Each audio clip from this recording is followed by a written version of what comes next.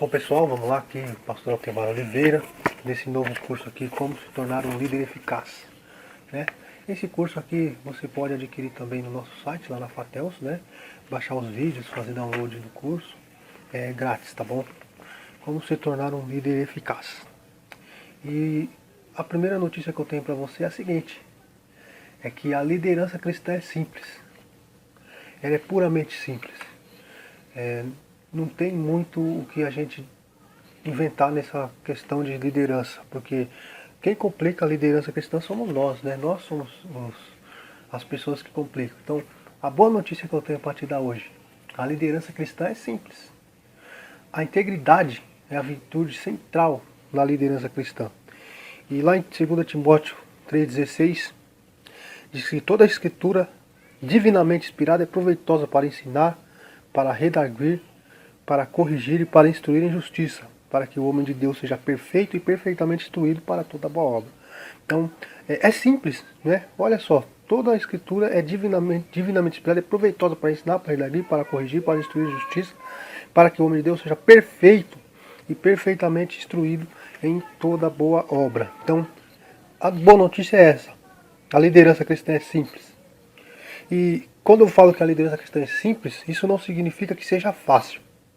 Mesmo que sigamos todos os princípios corretos, as coisas podem sair mal. E podem até se desenvolver situações tensas. Mas o que eu estou dizendo é que a liderança cristã pode ser um trabalho duro. Por simples, eu quero dizer que os princípios essenciais são fáceis de compreender e são simples de aplicar se temos coragem moral para fazê-lo. A liderança cristã não é algo misterioso para uns poucos escolhidos com um dom especial de sabedoria. Por exemplo, os princípios estão disponíveis para todos. Para todos. Inclusive para os que não têm chamado para um ofício bíblico, para um ofício pastoral. Então, é para todos. Tá ok? Em suma, tudo o que você precisa para ser um líder cristão efetivo está na Bíblia.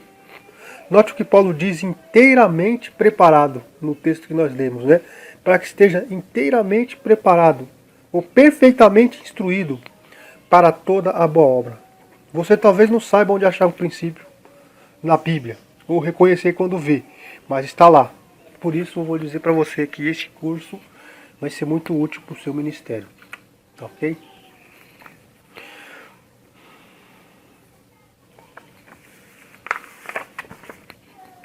Deixa eu voltar um pouquinho aqui, deixa eu comentar um pouquinho mais sobre essa integridade, a liderança cristã é simples, né? O que eu quero dizer com isso? Por exemplo, os paradigmas administrativos no mundo dos negócios mudam constantemente. As organizações cristãs com frequência publicam e recomendam livros baseados nesses paradigmas. E aí eu faço a seguinte pergunta, por quê? Porque os cristãos falham em perceber o paradigma bíblico. Se nós olharmos para a Bíblia, para o texto sagrado, nós vamos reconhecer todo o princípio de liderança nela mesmo. Tá? Se você estabelece sua organização, o programa para parecer com os negócios do mundo, se você organiza sua igreja para parecer com os negócios do mundo, você estará obrigado também a aplicar os princípios administrativos do mundo. Nunca poderá evitá-los. Isso é básico. Então, eu quero que você entenda o seguinte, que toda a fundamentação da liderança cristã nós vamos encontrar na Bíblia. E a integridade é a virtude central na liderança cristã. Paulo diz em 2 Coríntios 1,12: porque a nossa glória é esta, o testemunho da nossa consciência de que, com simplicidade e sinceridade de Deus, não com sabedoria carnal, mas na graça de Deus, temos vivido no mundo e de modo particular convosco. Ou seja, nesse texto, o apóstolo Paulo ele declara que ele não tem plano secreto. Ele não se entrega à politicagem nem manipula ninguém.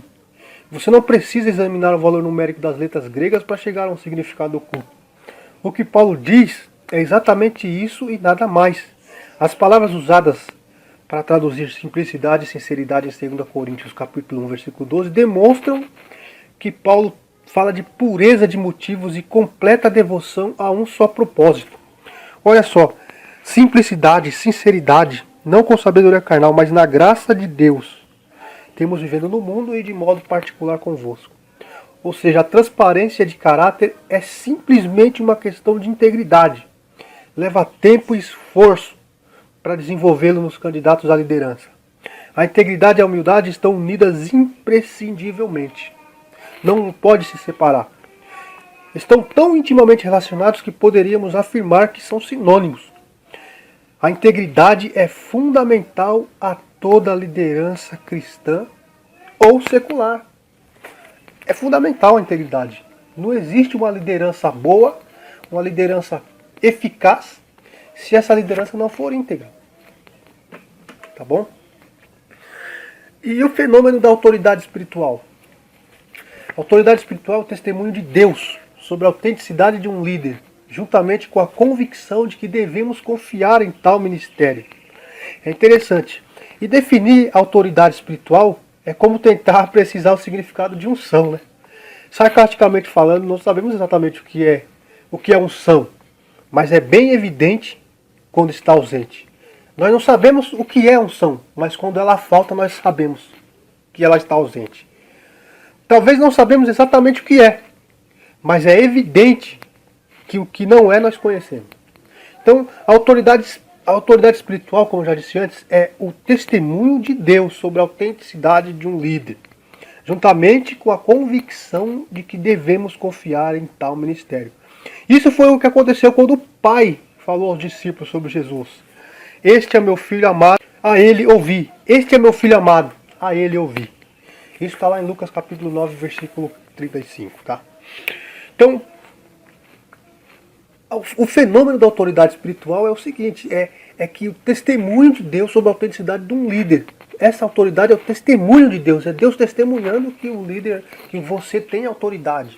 Né? E essa autoridade, ela traz a convicção de que devemos confiar nesse ministério, nessa liderança. Você já teve alguma vez a experiência de encontrar com um líder cristão, seja no estudo da Bíblia ou na igreja, e de repente ter a convicção de que deve escutar este homem como aprovado por Deus e fazer o que ele diga? Você pode não ter a certeza do porquê se sentir dessa forma, mas sabe que é uma confirmação de Deus. Isso é autoridade espiritual. É uma unção para a liderança. Não é o produto de técnicas de liderança, nem de nomeação, nem de característica de personalidade. É produto da divina unção que transcende todas estas. Sanders apresenta de forma magistral o paradoxo da autoridade espiritual. Mesmo sendo esta o produto da graça, no entanto, custa caro para obtê-la. Requer serviço e sofrimento unido com disciplina pessoal e com uma vida devocional privada, que somente você e Deus conhecem. Então, não é tão simples definir autoridade. A autoridade é para todos. A liderança é para todos. Mas aquele que tem autoridade de Deus, aquele que é chamado por Deus e tem autoridade, ele se destaca no meio onde ele está. Tá? Então, isso é autoridade espiritual. Você tem a experiência e você sente que aquela pessoa foi chamada por Deus, foi dada ali aquela unção por Deus. Mas então agora vejamos algumas funções de um líder cristão. Algumas funções de um líder cristão. Atos 20 e 28 diz assim: Atendei por vós e por todo o rebanho, sobre o qual o Espírito Santo vos constituiu bispos, para pastoreardes a igreja de Deus, a qual ele comprou com seu sangue. Isso é Atos capítulo 20, versículo 28. Né? Este verso é a descrição mais rica da responsabilidade do líder cristão em toda a Bíblia. Note esses particulares. A primeira preocupação espiritual de um líder deve ser consigo mesmo. A primeira preocupação espiritual de um líder deve ser consigo mesmo. Mas, pastor, isso pode surpreender, isso pode dar a entender uma questão de, como é que eu poderia dizer? Isso pode soar egoísmo, né? Mas não. Isso pode surpreender você, mas é verdade. Ao texto, atendei por vós. Significa que o líder deve atender seu propósito ou melhor, o líder deve atender o seu próprio bem-estar espiritual primeiro. Ele deve cuidadosamente manter uma vida devocional sólida e consistente. Uma armadilha importante de Satanás é manter-nos tão ocupados que descuidamos da oração e o companheirismo com Deus através da palavra. Ou seja, o que esse texto está nos querendo dizer? Atender por vós e por todo o rebanho. Primeiramente, o líder precisa se preocupar com a questão espiritual dele mesmo. Eu preciso me preparar espiritualmente para que eu possa atender o rebanho sobre o qual o Espírito Santo me constituiu. Então, o líder que não cuida de si mesmo, que não tem uma visão espiritual para si, que busca a Deus e a palavra dele, primeiro, esse líder ele não vai conseguir ter um êxito porque ele não tem. Como é que eu vou dar algo que eu não tenho? Como é que eu vou guiar as pessoas no caminho que nem eu tenho essa experiência de andar nesse caminho? Então, a primeira preocupação do líder, a primeira preocupação espiritual do líder deve ser consigo mesmo. Tá? Cuidar, o texto diz, atender por vós. Olha por você e depois pelo rebanho. Tenta se policiar na tua vida, cuida de você, da tua vida espiritual, porque aí sim você vai poder atender aos outros de uma maneira mais eficaz e mais correta. Então, a primeira preocupação do líder, a primeira preocupação espiritual do líder deve ser consigo mesmo, tá? Deve ser consigo mesmo. E muitas vezes um líder falha porque tem estado tão ocupado no ministério que tem descuidado da sua própria alma e se converte no alvo fácil para o inimigo. Quantos líderes nós vemos fracassando, né? Quantas igrejas nós vemos aí fechando as portas? Mas por quê? Porque o líder, a liderança, ela não se prepara, ela não busca de Deus a direção, né? E aí acaba caindo nisso que eu te falei. Se descuida da oração e da busca de Deus, da busca através da palavra. E então, de tão ocupado no ministério, que nós acabamos se tornando presa fácil para Satanás. Tá? Então a primeira preocupação espiritual do líder deve ser consigo mesmo. Segundo, o chamado é de Deus. O chamado é de Deus. E isso você precisa confiar piamente, plenamente, irmão. Se você tem um chamado, se você tem algo e está fazendo algo numa liderança e não tem essa convicção que é de Deus, pare agora. Pare, reflita, volte, retroceda, dê um passo atrás, porque o chamado é de Deus. O chamado é de... Mesmo que sejamos qualificados para sermos ordenados nas organizações cristãs, mesmo que tenhamos um título, em última análise, é o Espírito Santo quem nos faz bispos. Então o líder tem que entender que ele é chamado por Deus, que Deus chamou e que aquela missão que ele tem em mãos é uma missão dada por Deus. Então ele tem isso, ele tem essa convicção, que o chamado é de Deus. Apacentar é a tradução do verbo grego poimaino, ou poiman, né, que significa dirigir, com a implicação de prover e ajudar, para guiar e cuidar de.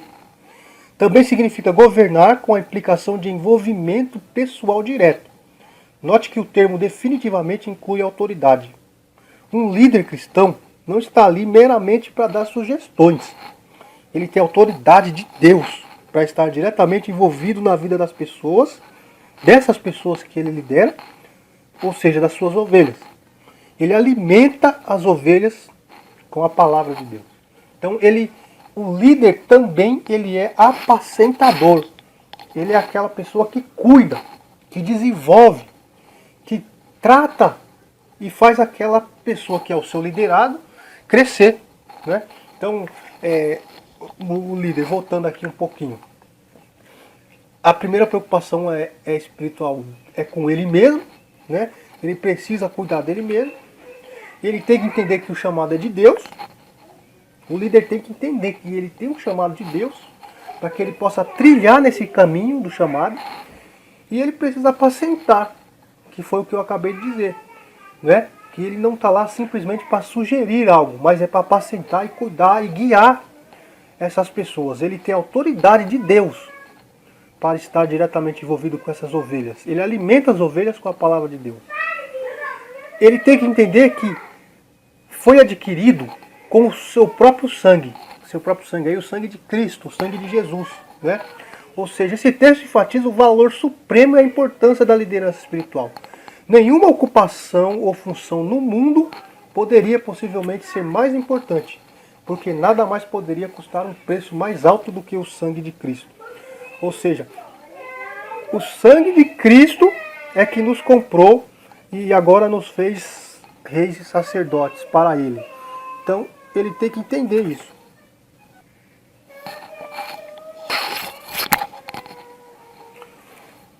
Então, ele tem que entender que ele foi chamado por Deus e que ele foi adquirido com o próprio sangue do Cordeiro, o sangue de Cristo, né?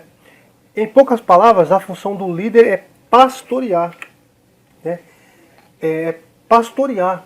As pessoas são mais importantes do que os programas, planos ou procedimentos. E hoje em dia, nessa nossa atual sociedade, nós podemos facilmente perder esse fator de vista, devido à administração, e nós nos envolvemos com tantas coisas que acabamos esquecendo que a nossa função maior, a maior função que nós temos é de cuidar das pessoas, né? É pastorear essas ovelhas. Então, precisamos nos manter aí atentos a isso. Fomos chamados para cuidar de ovelhas, para pastorear essas ovelhas, tá ok? Funções do líder. O que o líder faz? Qual é a função do líder? Primeiro, capacitar a igreja para fazer a obra do ministério. Capacitar a igreja. Em Efésios capítulo 4, versículo 11 ao 12, diz assim: E ele mesmo concedeu uns para apóstolos, outros para profetas, outros para evangelistas, outros para pastores e mestres, com vistas ao aperfeiçoamento dos santos, para o desempenho do seu serviço, para a edificação do corpo de Cristo. Ou seja, cada um foi chamado para uma função. E a função do líder é capacitar a igreja para a obra do ministério. É criar estratégias para o crescimento integral da igreja. E é supervisionar os seus liderados. Capacitar a igreja para a obra do ministério é dar suporte. O líder eficaz, ele dá suporte para que a igreja trabalhe e que a igreja cresça, né? A igreja não vai crescer sob o líder, dependendo do líder, mas o líder vai dar condições, vai dar capacidade, vai criar estratégias para que a igreja caminhe, não na sua dependência, mas caminhe para o crescimento integral, que é o segundo ponto. Criar estratégias para o crescimento integral da igreja. Capacitar a igreja para fazer a obra do ministério. Quando nós lemos em Atos 20 e 28, quem é que faz a obra dos ministérios? Os santos, os membros da igreja. Todos na igreja deveriam ter um trabalho. O papel do líder é ser supervisor. Isto é o que significa bispo, que nós lemos lá, que na verdade era o do pastorear, o poimen. Mas tem um outro termo grego para bispo que é episcopo. Episcopos, que significa epi, significa sobre. Scopos, olhar, ou seja, é aquele que vigia, que supervisiona a atividade de outros. Então, o líder, ele é um supervisor, né? Ele supervisiona os seus liderados, tá? Então, eu estou falando desses 3 pontos e estou mesclando aqui cada um, tá? Vamos fazer uma ilustração aqui rápida. Suponhamos que você procura uma construtora para construir uma casa. Então vá a um lugar onde um grupo de pedreiros trabalha. Ali você nota um grupo de trabalhadores em círculos com pás das mãos e um supervisor entre eles. O supervisor está cavando laboriosamente. Todos os trabalhadores estão aplaudindo e dizendo: Continue, chefe, você está fazendo um bom trabalho. O que você pensaria deste grupo? Você gostaria que esta gente construísse a sua casa? Infelizmente, muitas igrejas funcionam dessa maneira. A igreja se senta e aplaude enquanto o pastor faz tudo. A pregação, o ensino, as visitas, o aconselhamento, a correção. Os membros até louvam o esforço do pastor, mas nunca lhes lhes entra na cabeça que são eles os que deveriam estar fazendo algumas dessas coisas. E não nos surpreende que uma alta porcentagem de pastores sofram infarto do coração, desistem do ministério, porque estão sobrecarregados. Uma vez um homem me pediu para que eu definisse o pastor ideal.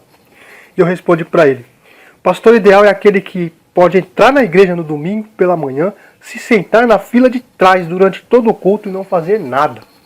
Esse é o pastor ideal. Por quê? Porque ele delegou a autoridade para outros fazerem. Ele criou estratégia para o crescimento, ele capacitou a igreja para fazer a obra do ministério e ele agora supervisiona.